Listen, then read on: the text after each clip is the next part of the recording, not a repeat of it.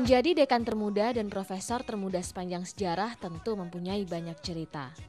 Setelah menyelesaikan pendidikan S1 Manajemen Ekonomi di UI, Firmansyah lalu melanjutkan pendidikan ke Prancis dengan mengambil 2 jurusan dalam tahun yang sama. Firmansyah lalu kembali ke tanah air untuk mengemban misi mengabdi pada sistem pendidikan di Indonesia. Menjadi dekan termuda merupakan langkah yang ia pilih dalam mewujudkan misinya itu.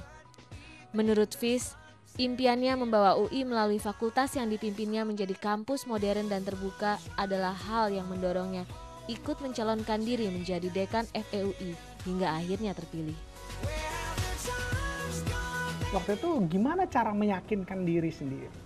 Bagaimana kita bisa membuat perubahan itu? Dan itu yang pada saat itu saya mengambil keputusan, ya saya akan maju.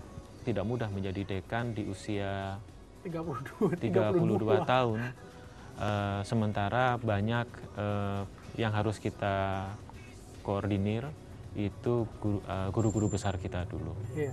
Tapi memang tadi itu, kalau kita yakin, kemudian kita siap dengan segala konsekuensi, maka semuanya akan berjalan. Dan orang-orang di sekitar atau tim penilai juga bisa melihat itu ya? Iya, jadi seberapa besar kita bisa meyakinkan bahwa keberadaan kita itu bisa membuat perbaikan buat institusi, perbaikan buat lingkungan kita. Terus kemudian berarti sekarang udah menjadi dekan sekian tahun. Berhasil nggak? Tugas dekan pertama itu adalah membangun tim sebenarnya, membuat kolegialitas dan kolektivitas akademis itu terbangun. Menurut saya some extent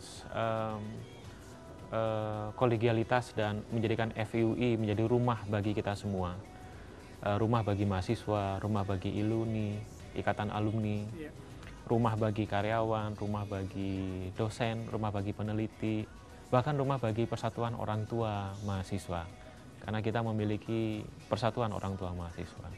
Nah, ini kita rangkul semuanya, termasuk senior-senior FEUI kita rangkul.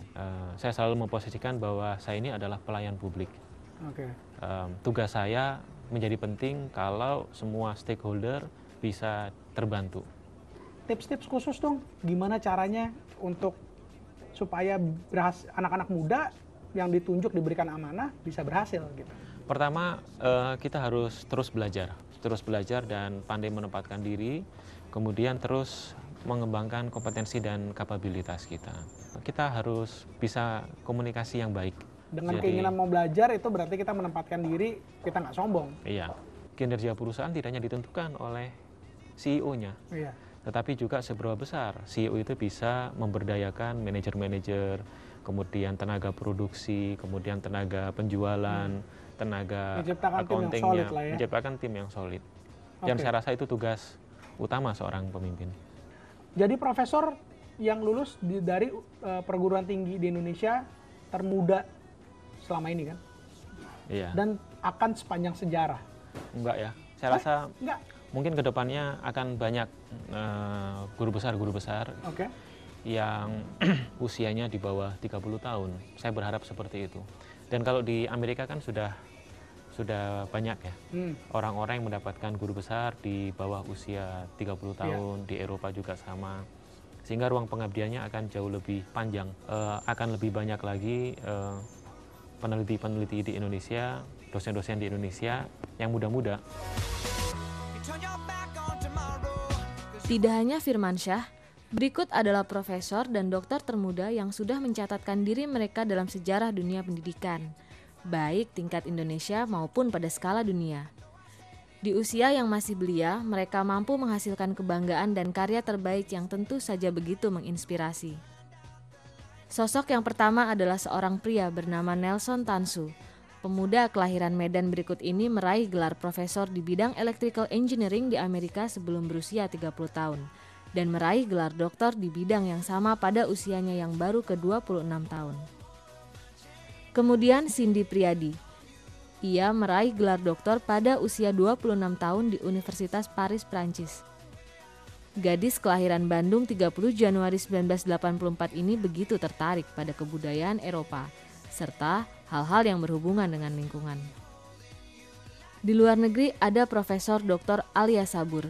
Gadis belia ini dilahirkan di New York dan sudah dinobatkan sebagai profesor termuda di bidang matematika modern pada usia 19 tahun. Hal tersebut tentu saja mencatatkan dirinya sebagai guru besar termuda dalam sejarah di halaman Guinness Book of the Record. Kenapa selama ini nggak ada dosen yang menjadi guru besar semuda Mas Fis?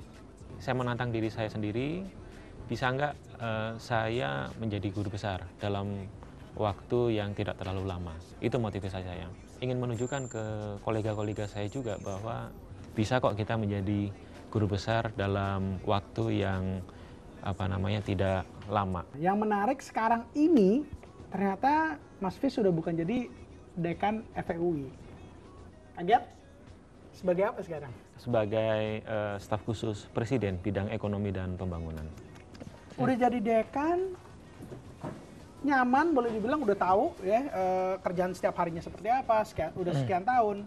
Terus sekarang resign dan pastinya diminta oleh Pak Presiden untuk jadi staf khususnya dan mau menerima. Ini apa yang ada di benak nih? Akademisi kan memiliki 3 pilar tridharma kita, yaitu pendidikan pengajaran, penelitian, dan pengabdian masyarakat. Okay. Jadi saya masih tetap sebagai dosen di FEUI. Hanya saja memang tugas-tugas administrasi sebagai dekan itu tidak dimungkinkan untuk dirangkap menjadi staf khusus Presiden bidang ekonomi dan pembangunan. Dan memang di bidang saya yang baru ini banyak hal yang saya pelajari dan banyak hal yang bisa saya dapatkan. Priceless ya itu ya? Dan itu priceless. Apakah income yang didapat dari dekan terus kemudian jadi staf khusus ini naik luar biasa besar atau gimana kok selain tadi motivasi untuk pengabdian itu? Enggak ya, karena memang ya ini kan tugas dan tugas negara ya. Jadi dari sisi itu memang tidak senyaman ketika menjadi dekan di FEUI. Tetapi bahwa tadi yang saya sampaikan ada hal-hal baru yang saya pelajari, ada lingkungan baru, dan menurut saya itu tadi priceless bagi kita orang-orang yang masih muda untuk terus menggali, untuk terus belajar, untuk terus membangun kompetensi dan kapabilitas kita. Jadi dalam berkarir itu jangan melulu cuma ngeliatin dari segi materi ya? Iya, dan saya perhatikan juga banyak teman-teman yang usia muda juga yang selalu mencari tantangan, dan saya rasa itu bagus ya. Saya tantangan ya.